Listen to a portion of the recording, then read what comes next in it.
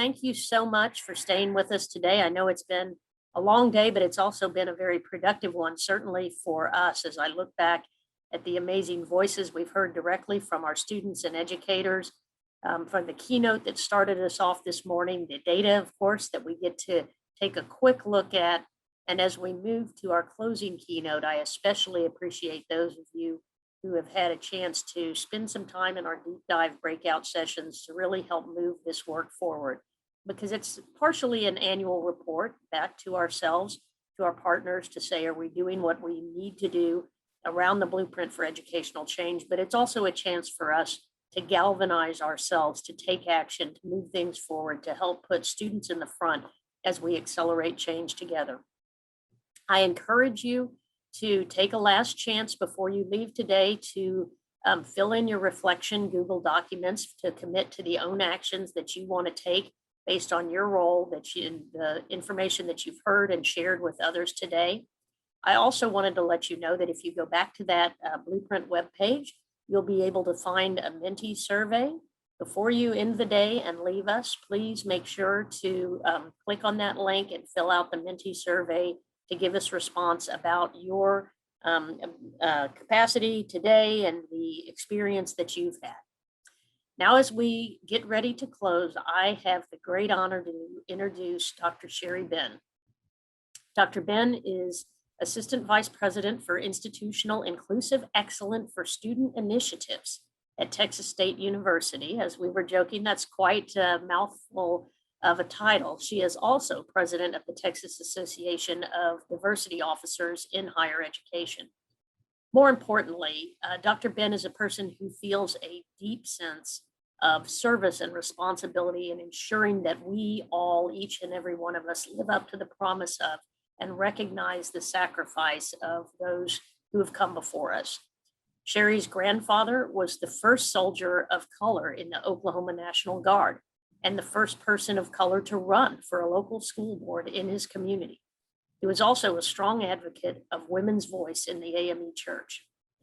Dr. Benn recognizes her own legacy to go boldly into the world in places that are not yet inclusive, and the responsibility she has to accelerate opportunities for people who have been and are excluded from participation. I can't think of a better way to close out our summit today than with the powerful words of the stunning and engaging Dr. Sherri Benn. Thank you so much. Thank you so much, Susan. And I just want to say thank you so much for having me. And I want to give a special thanks to Dr. Timai Dong for extending the invitation for me to close out the blueprint, and a big, huge shout out to the team of amazing E3 women who prepared me, right, to give my closing remarks. I really appreciated the time that we shared together in fellowship. You have had quite a powerful itinerary with some incredible speakers and presenters. The E3 executive director, Susan, with all of her wonderful statistics, all of those great numbers, and a rocket scientist, from Girl Scout to rocket scientist. That was awesome. And the incredible student panel and the educators along with the student talent, that was so motivating. And so I must say that I am sincerely honored to have been included on the agenda with a lineup of such prestigious and distinguished guests. Before I get started, it is important for me to acknowledge that as a progeny of the African diaspora, I have an obligation to honor the labor of my ancestors, lives of immigrants, and those indigenous to this land. Were it not for their will, determination, and resolve to live, I and many of us would not be in existence, and this great nation would not be the ever-evolving state of plurality that has the potential to collectively liberate all of us from all forms of unfreedom, as ubiquitous, esoteric, and veiled as they can sometimes be. As is customary within the spiritual traditions and practices of many of the global majority, I speak reverently of our forebearers who were the early torchbearers in the fight for freedom and liberation with their very bodies and lives. After serving as torchbearers, They became our community's wise elders who eventually transitioned into the realm of the ancestors who now serve as our great cloud of witnesses, inspiring and fueling this movement's contemporary iteration as a moral obligation to liberate minds through education. Therefore, I am grateful to have the responsibility and privilege of paying something forward to offset a debt which I can never pay back by doing my small part in concert with you and others all over this nation championing what Dr. Bettina Love would call abolitionist education, which the E3 Alliance has been doing to help ensure that all students succeed. As an organization, E3 is helping advance that movement by providing data-driven resources and co-creating support for K-12 communities in partnership with nonprofits, businesses, community leaders, policy experts, and those who are serious about the relentless pursuit of equity in response to our duty to uplift and to serve all students, particularly those who have been forgotten or historically excluded, rendered to the margins, and too often invisible within our systems. The brilliance of the blueprint is that it accelerates this work. Your partnerships expand the reach, scale, and scope of educational equity, and doing this work together in collectives, collaboratively, is the only way such an awesome endeavor can actually be and get done. Ergo, your 2020 Blueprint theme is most apropos for the urgency and labor of love required to facilitate pathways of sustainable, revolutionary educational impact.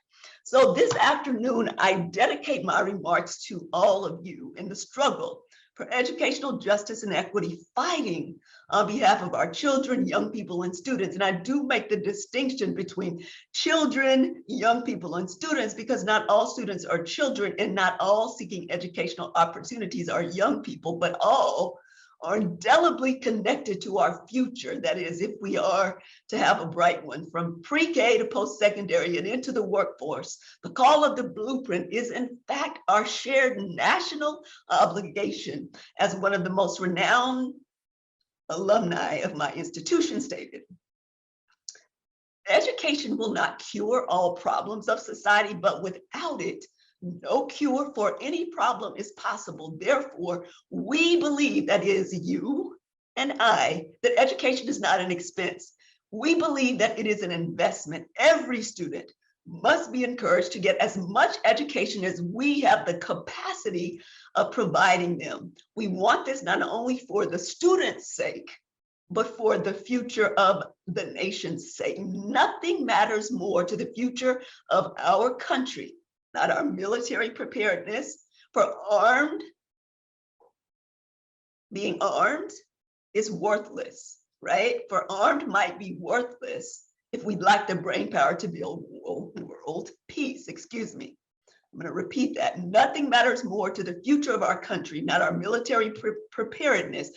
For armed might is worthless if we lack the brain power to build world peace, not our productive economy, for we cannot sustain growth without trained people power, not our democratic system of government, for freedom and democracy are fragile if citizens are ignorant. Education is the key to opportunity in our society, and the equality of educational opportunities must be the birthright of every child, young person, and student. These are the words, somewhat paraphrased, of President Lyndon Baines Johnson, and they are most fitting expressions of encouragement to help us continue accelerating change together, because here's what I know. Together, we can do just that. And since you are a data-driven people, consider this. Hispanic serving institutions are growing at a rate of 30 per year. 69% of all Hispanic serving institutions are in 4 geographic locations: New York, California, Puerto Rico, and you already know, Texas. In the US, over 75% of all minoritized students are enrolled in Hispanic serving school districts. Consider Texas, where about 57% of our population is comprised of people of color.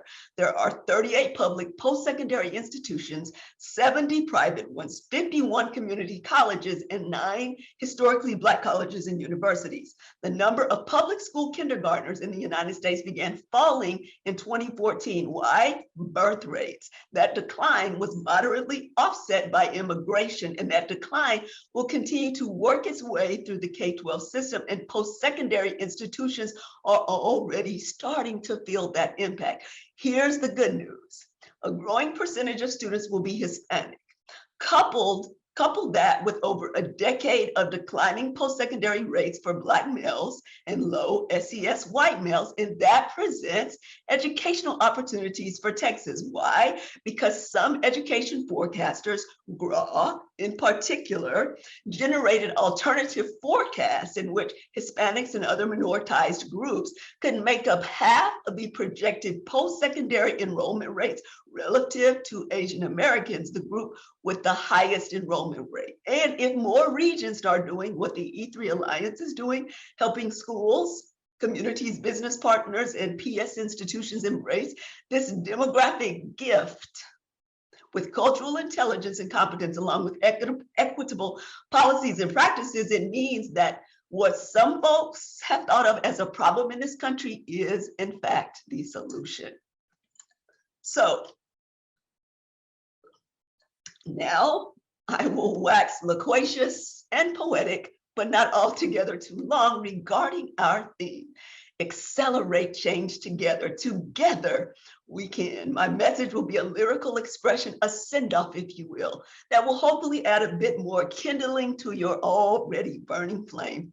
I'll send you off with what I am known best for: sass, pizzazz, flavor, sprinkled with creativity and wit to inspire our collective call to action. To accelerate change together is a vital response to answer the generation of educators, leaders, trailblazers, and seekers, as in those seeking to serve the most underserved students in our schools, in our communities, in our region, and in our everything is bigger in Texas state and in this nation. To accelerate change together requires a focus on persistence, which is just another way of saying a portraiture of resilience. Ah, yes, because if there is anything that we have learned from this year's past, painful and even deadly lesson, it is that we are hardwired for connection. And when we have the collective will, we can pivot from surviving to thriving through creativity, ingenuity, centering students and their families and educating them all, even within a conundrum of perplexity, which is simply making peace with our complexity, as in our diverse community. Yes, I did say our diverse community, as in all of us, as in accelerating this thing called change together, because equity is so much better when we are serving, loving, and uplifting 1.1 million students strong, combining our forces towards a common good, seeking to improve student outcomes across every demographic throughout this region, from cradle to career, informing and transforming our work for this upcoming year. Now, there is a reason that it is necessary for us to accelerate change together as one great big old Texas-sized family, because family is the condition of our diverse and collective humanity, because whatever remotely impacts some of us will eventually impact all of us up close and in person, as in it is to our mutual benefit to build the strongest educational pipeline in the country, though it may not be some people's propensity. But you better believe it is the key that will drive regional, state, and national economic prosperity. Some of us just haven't quite wrapped our minds around this revolutionary and metaphysical reality. Keep in mind, we must stay focused on continued growth and collaboration across the P16 pipeline, as in ES, MS, HS, and PS, postscript, post-secondary. The road to this actualization is strength-based, Just say no to deficit thinking. Thank you, Doctors Valencia and Menchaca, because we cannot afford to let the resolve of our motivation start sinking. You see, this here summit is not just another conference per se, not just another amalgam of random ideas being upheld in yet another virtual space of our convening. It is not just another day of arbitrary speakers, random presenters, indiscriminate information, and just the checkbox, if you will, to advance your professional elevation, as in, you know, those CEUs we are all required to get. The blueprint is the plan, the schematic, the layout, the architectural framework, you know, as in a design of measurable objectives grounded in targets of opportunity to achieve parity, fairness, justice, and equity, educational, that is, diminishing gratuitous yields based on accountability for all students' success across class, creed, race, gender, religion, culture, gender identity, sexual orientation, immigration status, socioeconomics, and the full spectrum of abilities within all of our communities. And I do mean all of our communities. You see, we are now living within the crescendo of the inevitability of the moment of our collective possibility. So it is time to accelerate change, driving regional systems that change education and therefore lives, and therefore families, and therefore communities, and therefore our nation by outcomes. Equitable systems produce what? You already know. Equitable outcomes through the codification of our collective responsibility to ensure that Texas education will be student-centered, student-driven, and students first in perpetuity. And in case nobody told you, you are essential to the sustainability of the long-term ecological possibility of a new kind of multiplicity to ensure the imperishability of achieving lasting systemic change through proven pathways to achieve sustained impact, no matter where you start from or how creative your methods are that you engage. You see, it is our collective calling to accelerate change together and continue to upgrade, as Beyonce would say, upgrade us as in the US educational systems, because we are now educating the largest, most diverse generation in US history, as in compounded identities making up 1/3 of the total United States population and in all of their intersectionalities.